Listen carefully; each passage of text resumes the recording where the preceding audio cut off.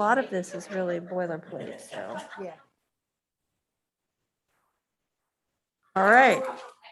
At this time, I'd like to reconvene into open session at 5:53 PM. No action was taken during closed session. At this time, I'd like to invite everyone to stand and salute for the Pledge of Allegiance. Pledge allegiance to the flag of the United States of America,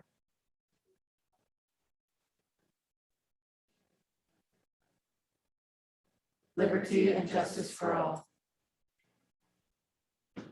Do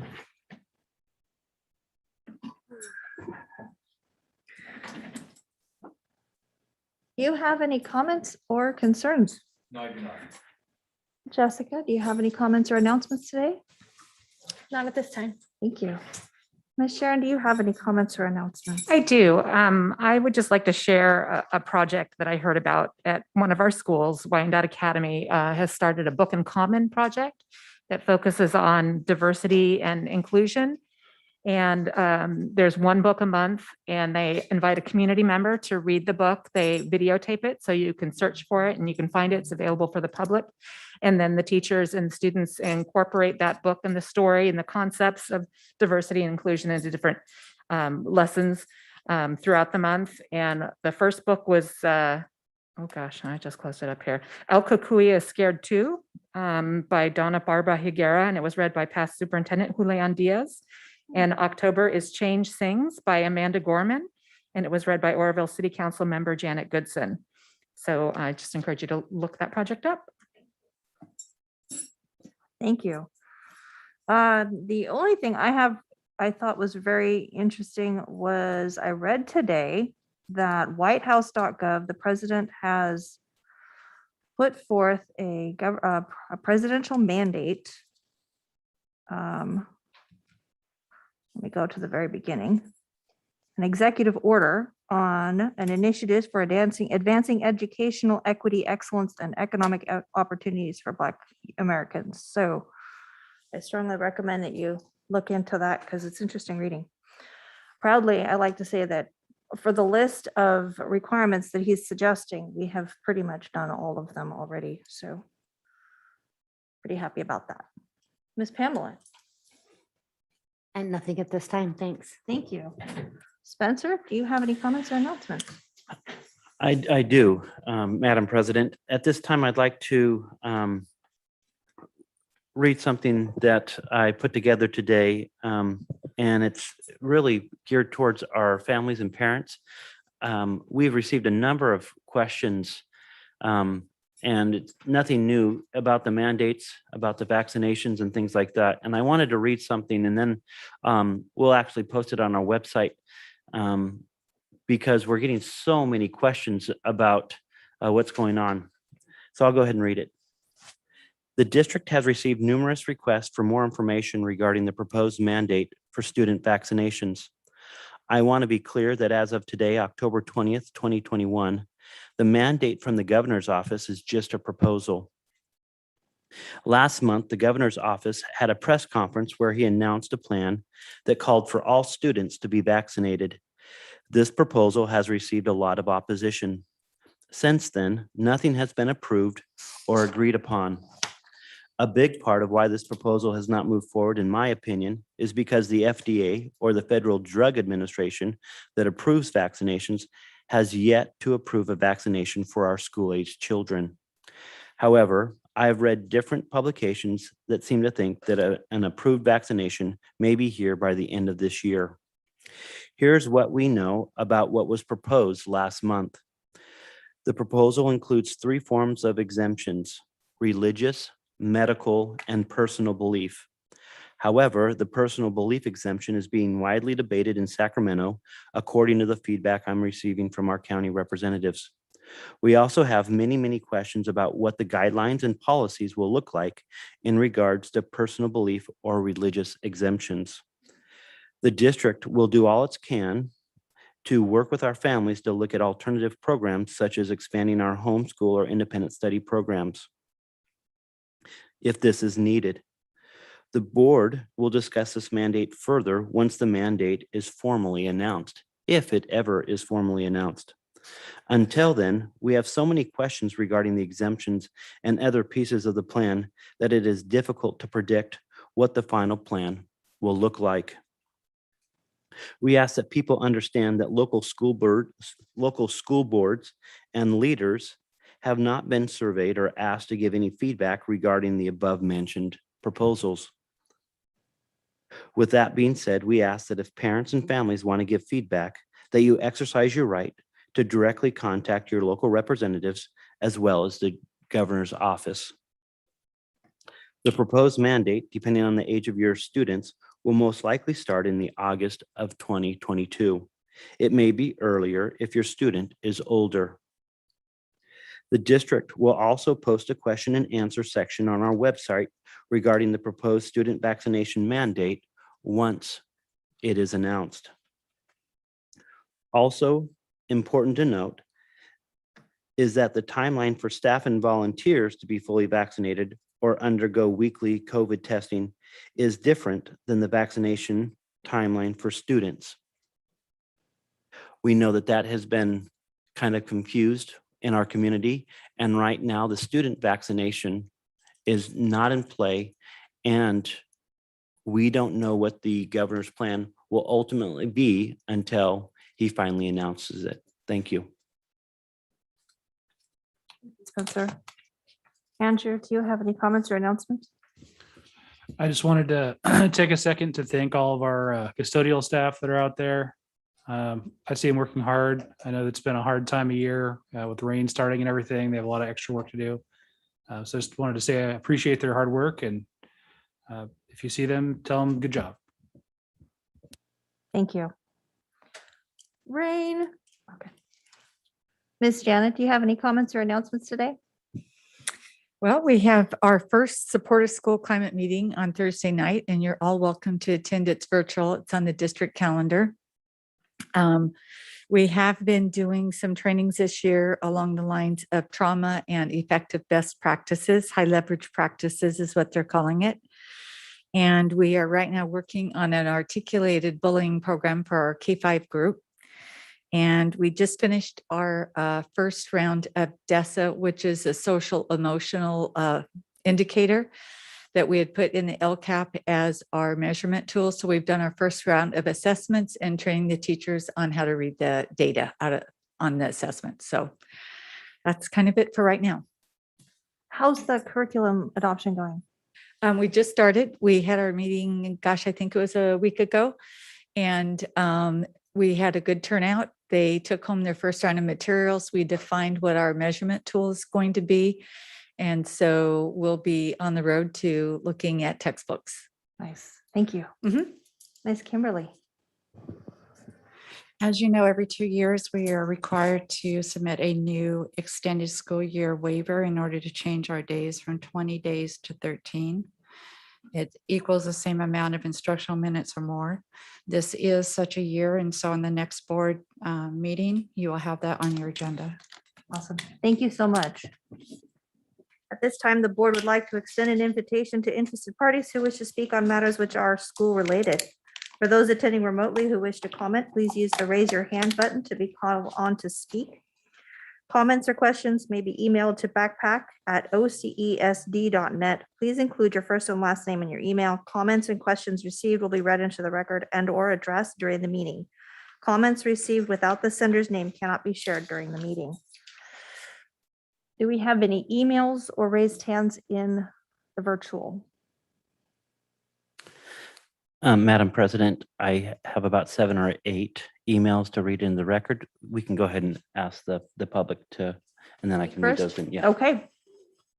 Go ahead, Ms. Beth. How are you? You're in the front row. Push the button, make the red light. There we go. Thank you. I just want to say on behalf of OHA, we want to thank Pamela Hamilton for her service. We appreciate all you've done for our district and we will miss you. So we appreciate everything. Thank you. And we wish you the best in your new adventures. I also wanted to mention, just on behalf of OHA and my site, Oakdale Heights, that our new teacher, Laura Galliano, hope I said that correctly, suggested it to our site that we all wear pink for breast cancer awareness and kind of organize that. She's had it affect her personally. We've also had 3 members on our site, 3 people that have fought breast cancer and won. So every Wednesday, Oakdale has been wearing pink to honor them for that. And we also encouraged other sites to do that. So we're here then, just okay. Thank you. Thank you.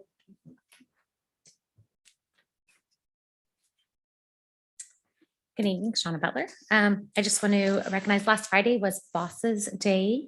And I want to take this opportunity to let the board know that our principal, Renee Henderson, who happens to be here tonight, woohoo, is a true leader of our school. She strives to build positive relationships with students and staff and our community, always looking for new ways to support students and staff through these difficult and ever-changing moments. She makes this a priority, so we appreciate that. She collaboratively works with all the stakeholders at our school and really tries to reach out and encourage involvement and implementing new ideas and new things that have to come to us and including everybody's voice. So we appreciate her honesty, her compassionate, supportive and innovative leadership. And we wish her happy Bosses Day last Friday. So thank you. Thank you. Ms. Kristen.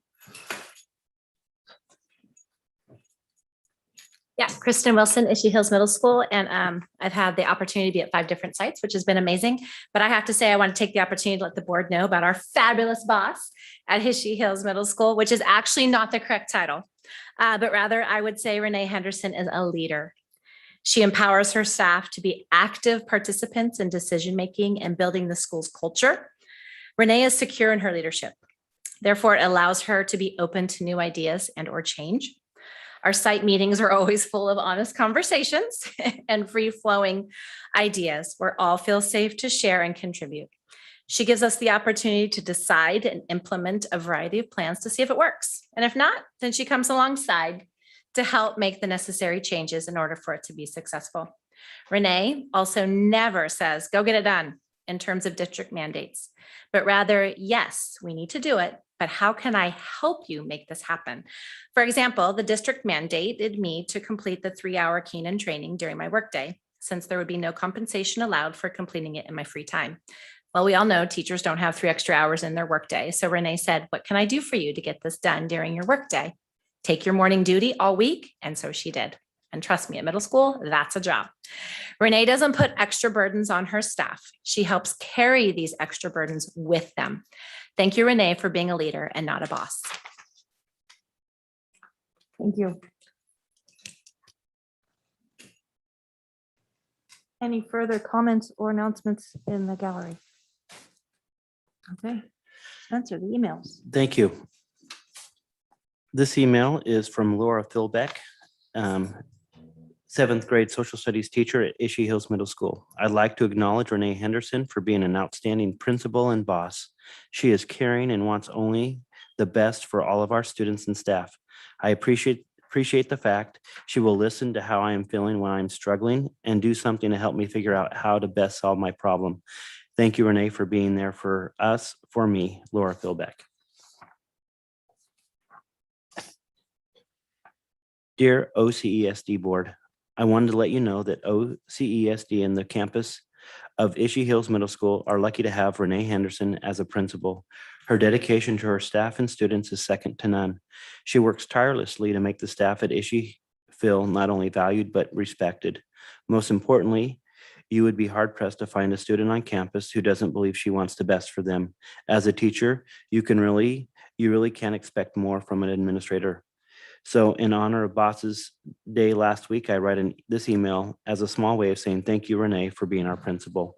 Dave Henderson, educator, Issue Hills Middle School. Shauna Warden, Renee loves our school and our students. She goes over and above to make a positive impact and support students and staff. Sincerely, Shauna Warden, resource specialist, Issue Hills. Tim Thompson, I'm amazed by our principal's patience, positive attitude, and the support she provides for her students and staff. Renee truly is empowering success for all of us. Thank you for all that you do, Renee. Tim Thompson, Issue Hills Middle School, 8th grade science teacher.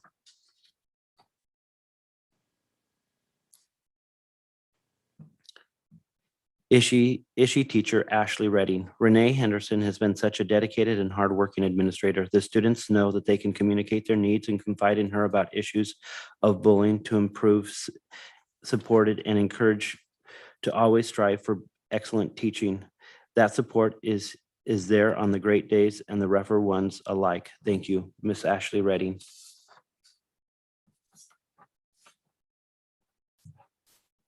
Dear Oroville City Elementary School District Board members, I really appreciate this opportunity to share how amazing our Ishii Hills principal Renee Henderson is. Ms. Henderson genuinely embraces as well as implements through her daily interactions with students and staff the true meaning of restorative practices. Her skillful implementation of these strategies is evident during student study team meetings, during student parent conferences, as well as in staff meetings. She is monumentally a leader by example. She invests in students as well as staff with direct one-on-one support. Her desire in conversation is to truly know the students and faculty on an individual basis, and she makes herself available at all times throughout the course of the day.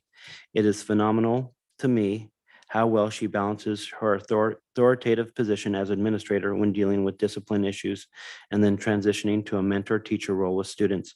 I've heard students state that Ms. Henderson is one of the most significant persons in that child's life because she truly cares. Ms. Henderson knows how to provide support for a student during their tearful, vulnerable moments, while at the same time clearly define district academic behavior success. Ms. Henderson is more than a principal and administrator representative of OCSD or a boss.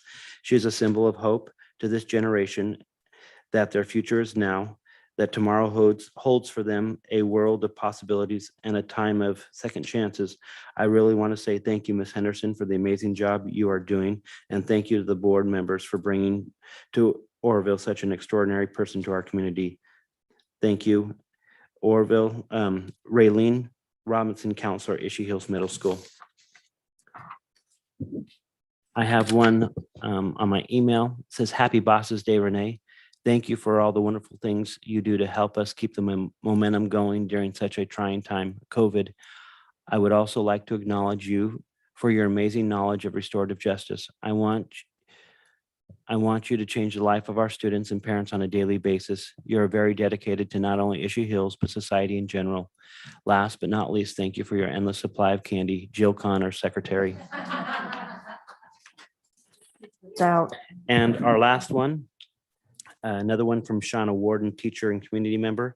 I want to remind the district of a quote from the CDC. Vaccinated people can still become infected and have the potential to spread the virus to others.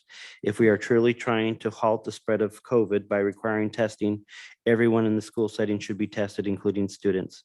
Sincerely, Shauna Warden. That completes. Thank you. thank you. And on behalf of the board, I'd like to thank all of our bosses, our administration and staff for their hard work and their great leadership.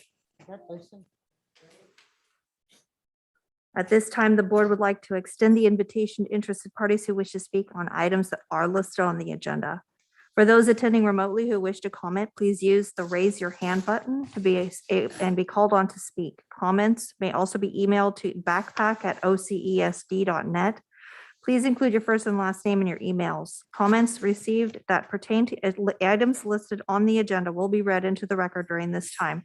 However, comments received without the sender's name cannot be read. The Brown Act does not allow the governing board to discuss or take action on any item that is not posted on the agenda. Do we have any backpack items or raised hands? Is there anyone in the gallery who would like to speak on items that are on the agenda? Okay.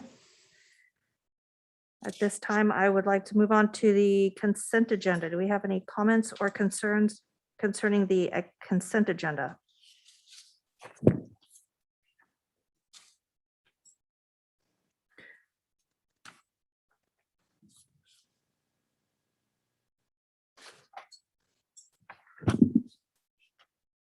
Hearing no comments or concerns on the consent agenda, may I have a motion to approve? Madam President, I make a motion that we approve the consent agenda. May I have a second? I'll second. All those in favor? Aye. The motion carries. On to new business, the approval of OCESD Elementary and Secondary School Emergency Relief Plan, the ESSER 3. Thank you, Madam President. I will address this in front of our board. We have the ESSER 3 plan. It's also on our board agenda for those who are remote. The ESSER 3 plan is has to do with, for lack of a better word, our COVID, extra COVID money that we're receiving through the state and federal government. It's allowing us to do a lot of things to support our district, our students, our staff. And we were asked to write a plan based on that money and itemize it out as best we can so that we can show that we are doing what we say we want to do and what we've proposed in previous plans as well, including our COVID reopening plan and our extended learning plan that the board adopted last spring. So in front of you, you'll see that we have a number of expenditures in the millions of dollars for a number of resources and needs and services to support the running of our district, including a lot of it with extra personnel. And so if you have any questions, I'm happy to answer or address any of them at this time. Well, I believe that there was a question from Ms. Wilson. Okay, and Ms. Wilson, I'd like to address this at this time. If I remember correctly, it had to do with DOJ training. And if you'd like to restate it so I can. Yeah, I'm just wondering, like what action title or even plan alignment.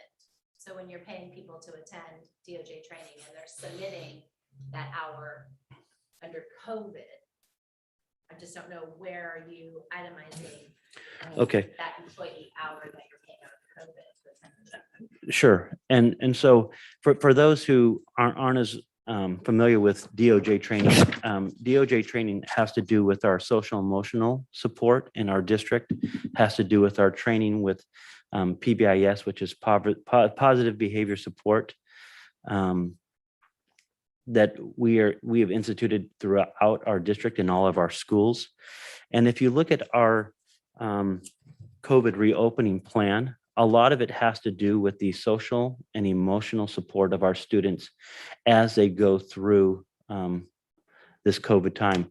We know that this has been some of the hardest times that we've ever seen for our students. They are struggling.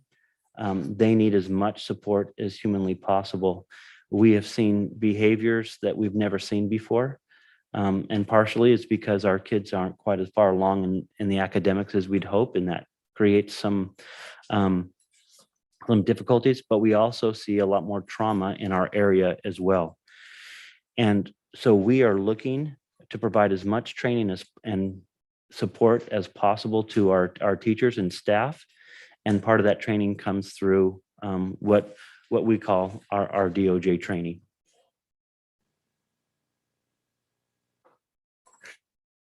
So Can you tell her which line that would fall under? I think we're looking for something specific.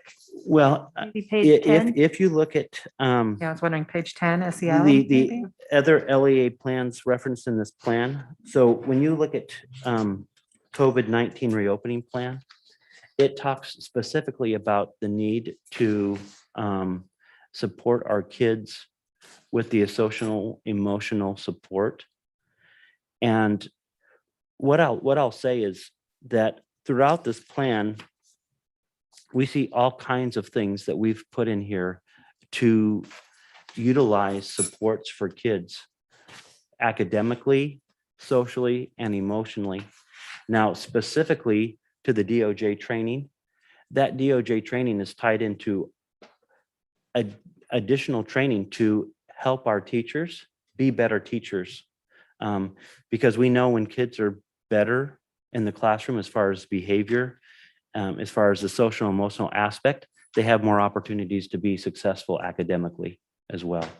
And so when I ask for like an item, I think it's embedded throughout the whole process. And I could probably sit down with them individually and answer that question. But that's how, when I wrote the plan, that's how I looked at it, and that's how I perceived questions like that. And can I chime in a little bit too? The Department of Justice settlement did not come with any funding. So there isn't a supplant problem with this. You're not supplanting something you were already doing and had funding to do. It's just a new unfunded mandate we received. So using these funds to achieve that would be the same as using any other funds to achieve the goal, because the Department of Justice mandates are unfunded. So there isn't a supplantation issue with this. Yes, Ms. Wilson. Yeah, I'm trying to do what they're. Just to clarify, teachers are not being paid for DOJ training. So that was my question is. Better teachers, which I'm not gonna say it isn't, but my question is that the DOJ training, extra hour, that clarify that teachers are not extra for the DOJ outside of our work time, or that's why we both talked about, we're doing that on our free time. We're not doing it within our 6 hours and 40 minutes. Clarify, because you mentioned something about this making teachers are getting paid when I'm talking about some. I understand what you're saying. I didn't know if it worked, but you did. So thank you. Any other questions from the board? Okay. At this time, I'd like to ask for a motion to approve the ESSER 3 plan.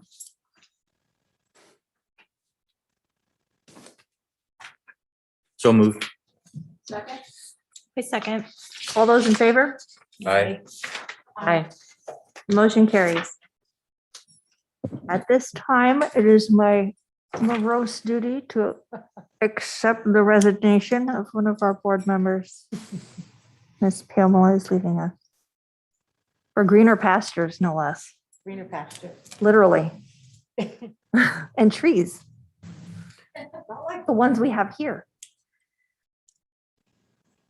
Do we have any questions or comments or concerns? I just have a comment, Madam President, that it's been an honor and a privilege to serve with you for the last several years, Ms. Hamilton, and we will really miss you. We know that you have friends and family here, and you will be back from time to time, and we're look forward to seeing you again. But we will miss your presence, your experience, your knowledge, and we love you and good luck to you. Thank you. Wisdom, wry humor. I'd just like to say, even though it's been a short time, I appreciate the time that I've been on the board with you. I appreciate your thoughtfulness and your inquisitiveness and attention to detail. And thank you for being a leader in that respect. Thank you. Anything further?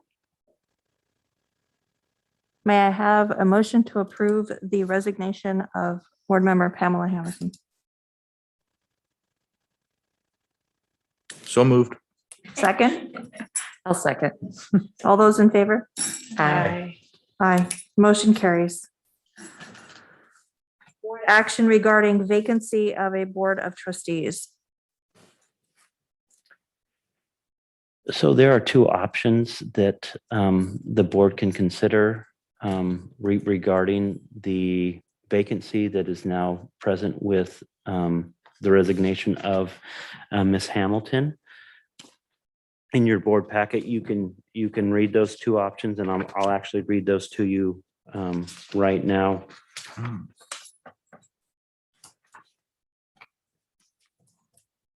One of them has to do with the fact that we can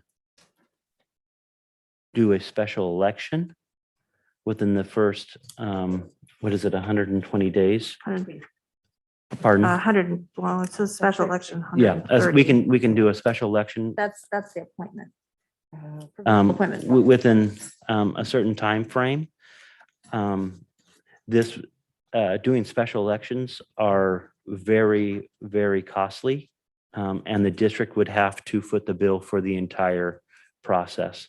And it, like I said, it's thousands and thousands of dollars to do a special election. Miss Hamilton's seat will be up, not this year, but in November of 2022. So this appointment, if we were to go through the appointment process, which this board has used in prior vacancies, the vacancy would be held for 1 year, and then that seat would be open for a regular election, which would be not nearly as costly. We do pay a little bit, but not like doing a special election by ourselves. Any comments or concerns regarding these options?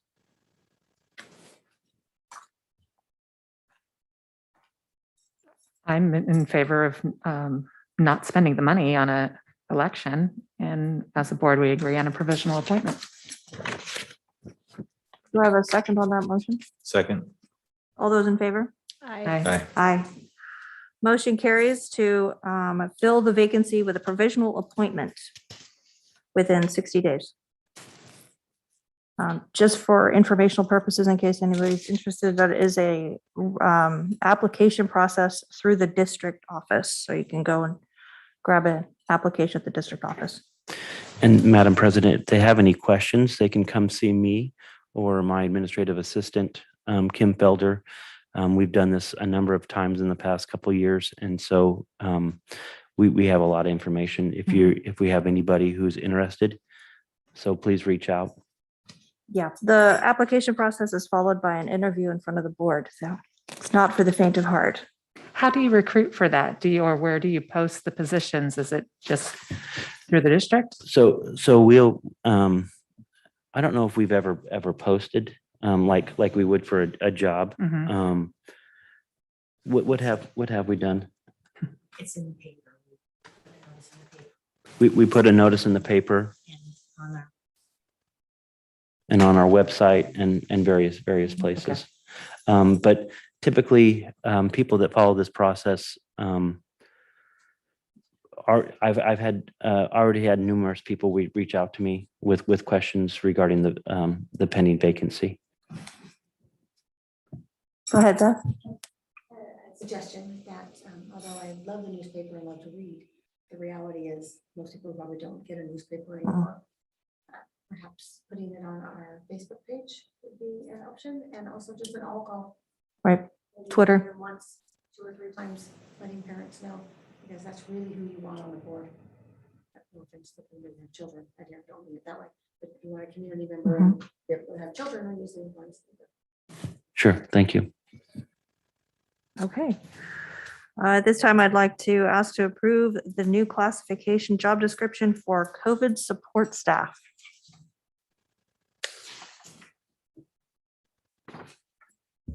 So this is just a job description for a COVID support worker. At this time, I don't know that we're going to fill the position, but we want to have it available. It's a classified position to help with a variety of different tasks. We worked with CSCA on this, especially for our COVID testing. And then we've then settled with CSCA to have the health aides do the COVID testing. So we didn't end up filling a bunch of these positions or flying a bunch of these positions.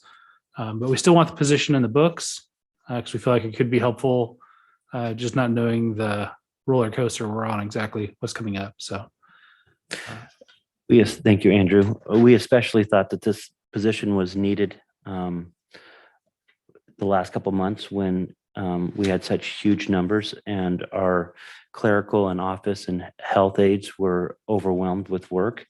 And we thought that this was going to be a way to kind of resolve some of those, that surplus of work. Since then, our needs have kind of, and the COVID numbers have suppressed. And so we don't see quite the need. And at the time we were looking at hiring one for each site, and now we might just hire one for the district to kind of support with some of the ad hoc COVID responsibilities, because we still have a number of those in the district. Thank you. Do we have any other comments or concerns? So this is only updating the description of the job. This is actually a whole new job description. This is a COVID support staff. Descriptive only. Like we're just approving the description of. Yes, Right. yes, Right. yes. Okay. Yeah, approving the actually description of hiring the job approval. This is and we've shared this with CSEA that this is a temporary position Mhm. and that hopefully when COVID reaches a final point and that this position would be laid off and probably not needed because it's directly tied to COVID needs and COVID related funding. Any further questions? Ms. Beth? I just have a clarifying question. So this is a job that has been posted? It was posted, but it's no longer posted right now. Is hiring one person, 5 people, none? I'm just unsure, because I thought it was posted. I get the postings also. As the OT president, I get all the postings just to see. At first, I thought it was a job posting for each school site. Is it now the change that this job is not posted, or? So we had a lot of discussion with CSEA and negotiations and other conversations regarding the district's need to provide this mandated testing of COVID testing of employees. And so initially we thought it would behoove us to have the COVID support staff do that weekly COVID testing of employees, as well as other duties as assigned within the COVID related needs. And we would have one at each school site. Since then, we have negotiated to increase the health aid hours on a daily basis to provide at each school site to provide the COVID testing of employees, which was at the inception, one of the most important job requirements of that position. And so with that being said, with the fact that we've kind of moved more towards the health aides, we have now backed off the COVID support people. We still would like to put the job description on towards the board in case we do need this in the future, if we need extra support. But at this time, the job description that was with the posting was just a draft because it hadn't been board approved. But we have since withdrawn it because we've found other ways to provide that testing for employees. And we've also found that the needs for the extra support is no longer there like it was just a month ago. And so we don't find any need to spend extra money on jobs that we don't necessarily need at this time, but we may need in the near future. Did that answer? No. So there is no open position for this It's not being description. flown. No open position. Yeah, I do want to thank the district. I'm sure the boss might appreciate someone hiring for the extra help. As certificated, as mentioned, we still have the COVID extra work that we're doing that would appreciate also the extra help. Are we planning on posting that? Dr. Holtum, we're way off of the item now. This is a job description. Yeah, do that.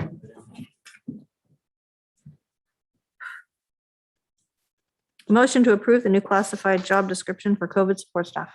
So moved. Second, I second. all those in favor? Aye. Motion carries. Review the quarterly report for district compliance with education code.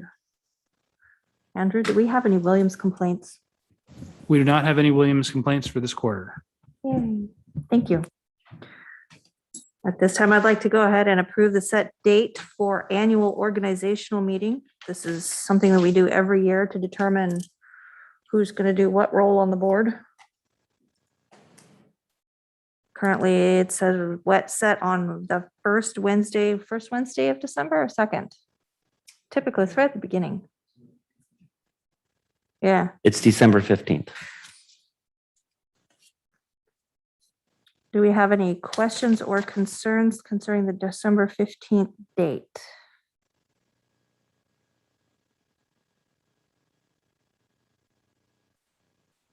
Okay, motion to approve December 15th for our organizational board meeting. So moved. Second? All those in favor? Aye. Motion carries. At this time, I'd like to ask for the approval of the unaudited actual financial reports for the 2021 fiscal school year. All right. I'll try to keep this brief. The unaudited actuals is the me closing the books before it goes to the auditor. The auditor is coming next week. They called me today and wanted to talk about some stuff. And typically, when you close the books, your ending balance is higher than you budgeted because not all of the budgeted expenses were incurred. And then also part of the school's responsibility is there are a number of tests that are required that our finances pass in some ratios and measures, some of which are relevant, some of which are not really relevant. And so, some of them are very, very old laws that require these different tests. So our ending balances, as we close the books, our unrestricted ending balance was about $500,000 over the estimated actuals projection in June. And again, this has to do with budgeted expenses not occurring. And that's within the range of what you'd expect when you close the books. You typically, you always want it to be a positive number. You don't want to be $1 million off. So 500,000 is pretty average for what I've been hitting here. And so the only anomaly that occurred with this particular closing was we received a lot of our COVID money for this year last year. It came a little bit early. It came the tail end of June. So it made it into our restricted ending balance. So our restricted ending balance went up by like $1 million. But it's money that's for this year. It's just realized at the end of last year. But otherwise, the closing was pretty clean. There's a series of tests. There's the current expense formula minimum classroom compensation test. We have no deficiency, so we passed that test, and that's on page 39. We have the Every Student Succeeds Act maintenance of effort. And what a maintenance of effort means is that you're expending the same or more amount of money this year that as you did last year per student or in total. So maintenance of efforts are one of the main kinds of tests that we have here. So this is the first one, and this is kind of a general overall, are you spending the same or more amount of money per kid as you were prior? And yes, we passed that test. The next maintenance of effort has to do with special education expenses. And this is our per capita, per student expenditures. And you can see that it increased year over year from 1920 to 2021. And then there's another special ed test, and this is based on looking at our actuals versus what's in the budget. I don't know why you'd have to pass a test in your budget, but you do. And we passed that test as well. And again, this is another special education maintenance of effort test. So to summarize, we passed all our tests. I believe that our unaudited actuals are accurate and complete. We ended with a positive fund balance. So to me, it was a successful closing, and the auditors will pick it apart next week.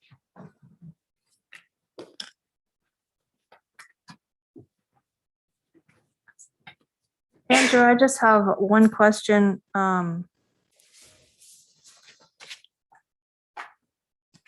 For the 21-22 budget,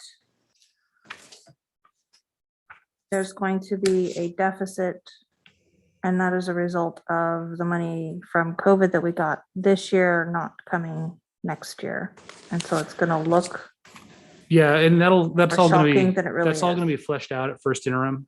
And first interim is coming up in December, and that's really your budget for the year.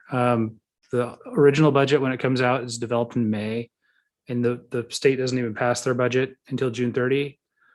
So original budget's always kind of a ballpark budget. First interim should be really tight and locked down, and should be really close to what actually occurs.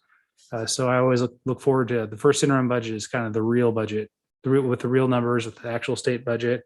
Should have the federal dollars in it as well, because the federal plan year doesn't start until October. So you don't know what those numbers are until well into the fall either. So regarding any of our federal funds. So it'll all be cleaned up and I'll explain those things line by line for first interim.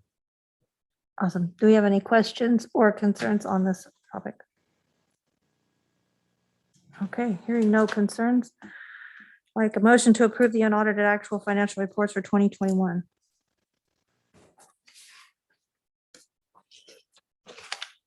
I make a motion that we approve. Second? Second. All those in favor? Aye. Motion carries.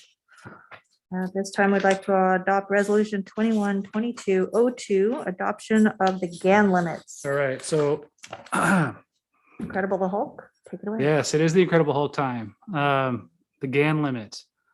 I do this every year because it makes me laugh.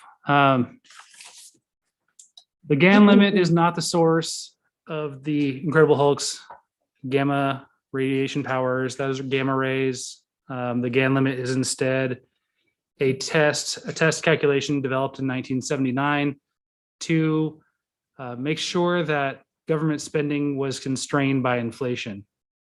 In the past, I've had cars and things. Now I have a TV from 1979, so you can kind of get the sense of when this was developed and how you can imagine things were very different in the state of California. Basically, if the government appropriations exceed the GAN limit, the funds would be returned to the taxpayers. So there you go. In 1988, they changed it and they said, instead of the funds being returned to the taxpayers, the funds will be returned to public education. So the money they would take from us, they would give back to us. So it's a tremendous, tremendous change. And there's ALF. And then there's 2021. The GAN limit has grown significantly faster than the government appropriations since 1988.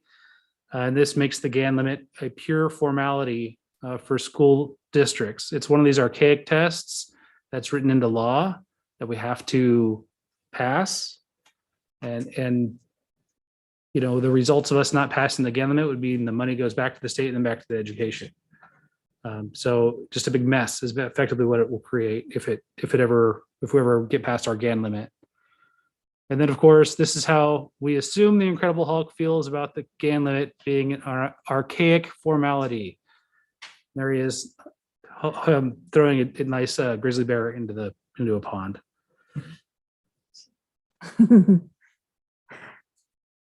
Any questions on the GAN limit? Incredible Motion. Motion to approve. I make a motion, we adopt resolution 21-22-02. Second. I second. All those in favor? Aye. Motion carries. At this time, I'd like to ask to approve the GAN limit appropriations calculations. That's me. Oh, you want that one? That one.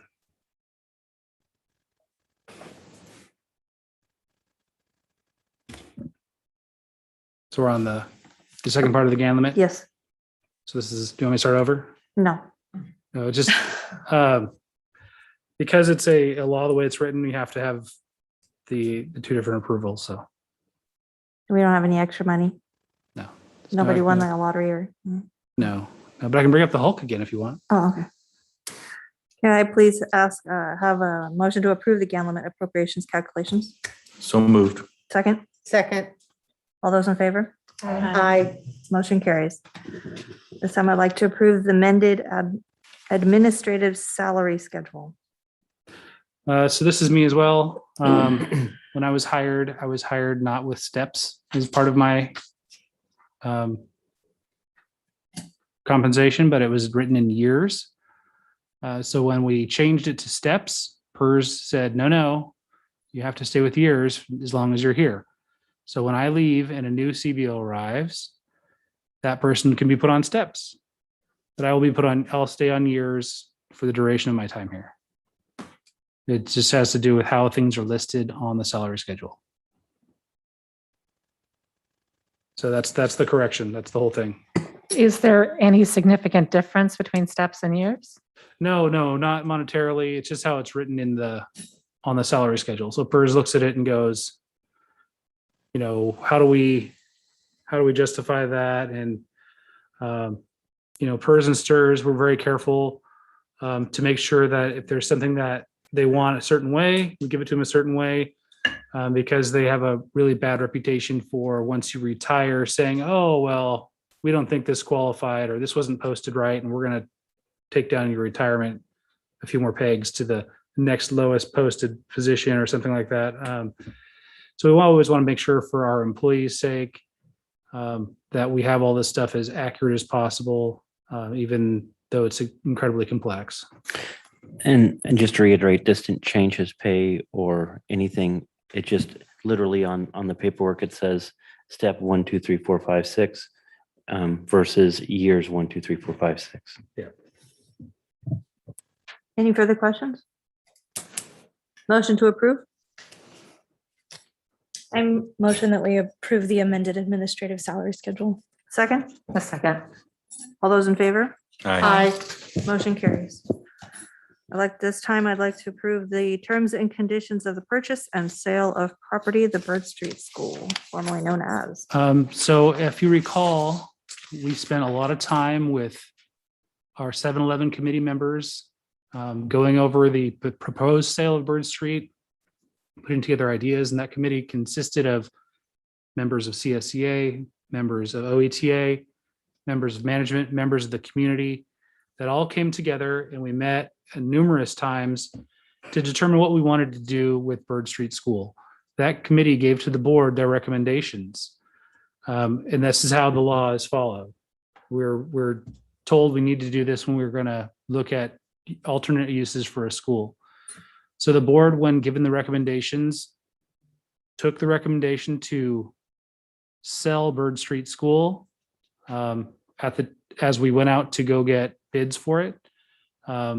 E-Center came up as somebody who wanted to purchase Bird Street School but needed to do a lease until they got their federal funding. Since E-Center is a Head Start program and Head Start is a federally funded program, it takes them 18 months to do anything. So they have been leasing the site. They're really, really happy at Bird Street. And now they have gotten the final approval from the federal government to appropriate the funds and cut us a check and buy Bird Street School outright. When E-Center approached us, we felt it was a very appropriate and good tenant and partner to have in that building. Bird Street School is, the site of, the first school of Oroville, very historic place. And we're excited that it's going to continue to serve the youth of Oroville for years and years to come with E-Center, because they have the Head Start preschool program there. And when they walked through that building, they were excited. They were excited about the different types of things that they could see happening there, and they really appreciate having that space for their program. So all the way around, it's been a positive thing. I think we're very, very lucky. We're able to find someone to purchase the building that's going to put it to some kind of really good use. It could have been a lot of things, but I'm very proud for our district that it went to a preschool program that continues to serve kids. Agreed. Do you have any other comments or concerns about this? Can you confirm that the money that we earn from this sale will be invested back into district facilities Yes, specifically? It's required to be, yes. Any further questions? When is this item scheduled to officially exchange hands? So once the board approves the sale of the board, we will enter into escrow, and we'll have a better sense of that once we enter into escrow with them.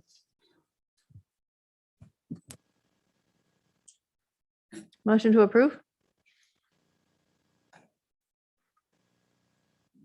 I'll move that we approve the sale of the property of Bird Street School.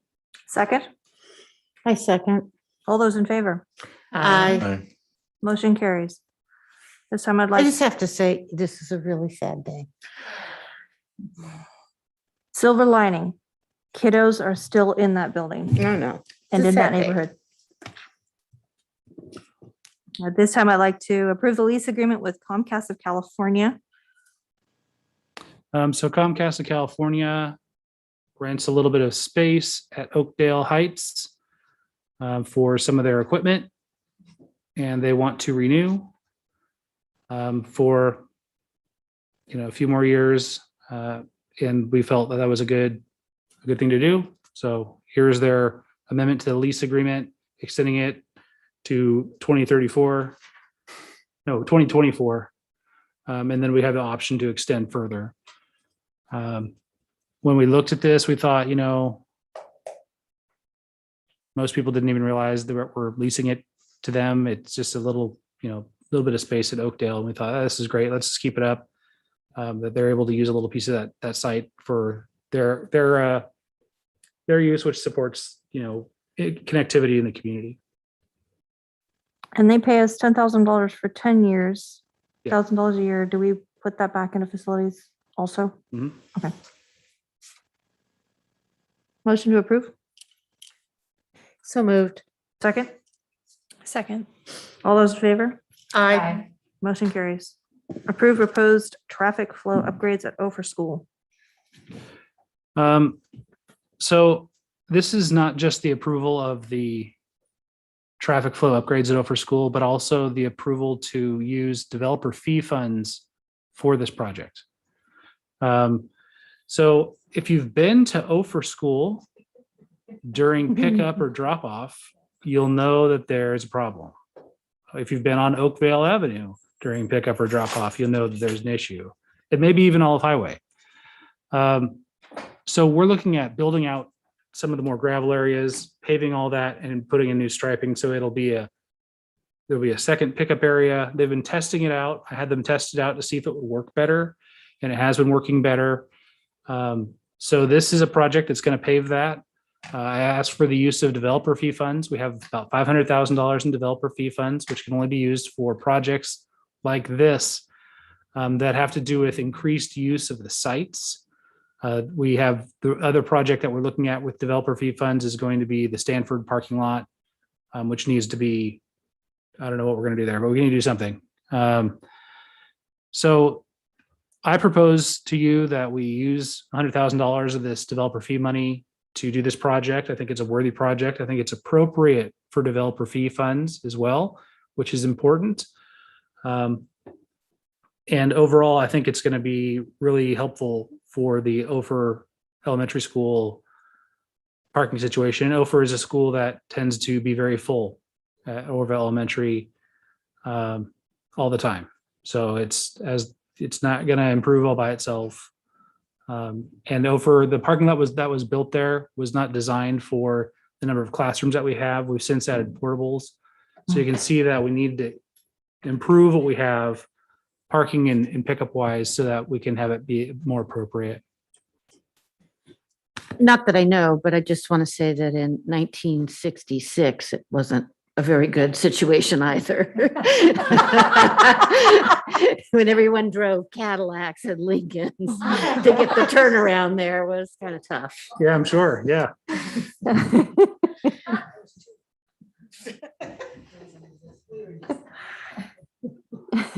Andrew, does the busing lane at the school change at all, or is that remaining the same? I don't believe it'll change. This really has to do with the secondary Gravel parking lot? Yeah, it'll be paved and striped and things. So it'll be a secondary pickup spot that they've been toying with throughout the year. And that was what I requested they do before we commit to anything, was test it out and make sure it was going to work. So our maintenance crew got involved. Teresa, the principal there, and staff all got involved and got that tested out. They said, yeah, it's going to be a winner. So we said, great, let's do it. Awesome. Because I know it gets really tight for those buses to try to get in. Yeah, I don't know that it's going to get any better for them, but Well, if it will disperse the traffic to the other Right. side, yeah, that will help. it's a whole lot of calculus. there. We know that there's a lot of issues there, and this will help. This Yeah, won't solve it will all put its all of issues, those but cars. this will help. This will put all the cars to the other side. Yeah. Will we have any further updates, or because the pictures that were not that descriptive? We can get you as we're doing it. We can get you more information. Okay. That'd be great. Any further comments or concerns? Motion to approve? I motion we approve the proposed traffic flow upgrades at Ophir. Second? All those in favor? Aye. So moved. Approve of leave of absence for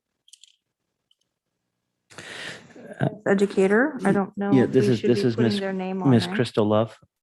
She is currently a teaching on a teacher intern under a provisional intern permit for this year. But prior to that, she was the librarian at Ophir. And by approving her leave,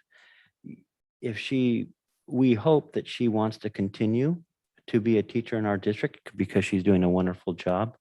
But if she so chooses at the end of the year, by taking a leave of absence from the librarian position, she could go back into that position if she so desires. And that's what the leave is for, from that position, so that she has rights back to that position if she desires to go back into the CSEA realm. Any comments or concerns? Hearing no comments or concerns, I have motion approved. So moved. Second? I second. All those in favor? Aye. Motion carries. Approve paid leave of absence request for classified employee 1849.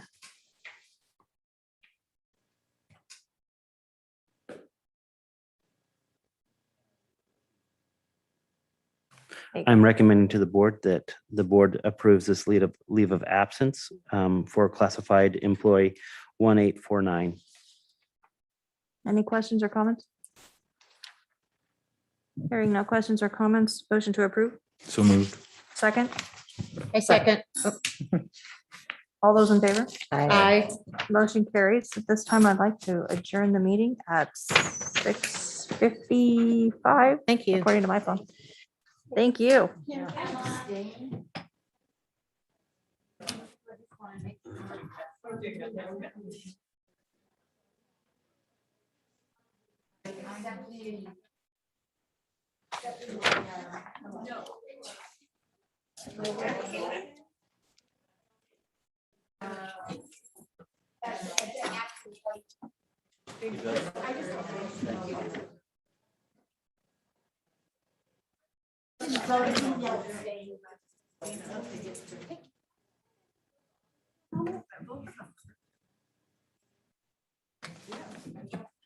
Ooh, dinner time.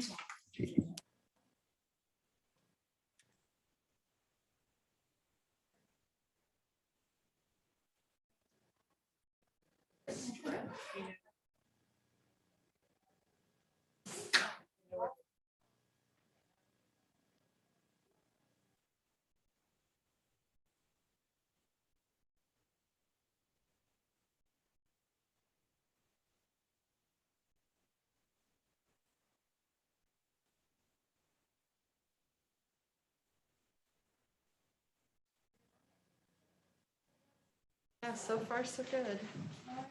Outliving us all.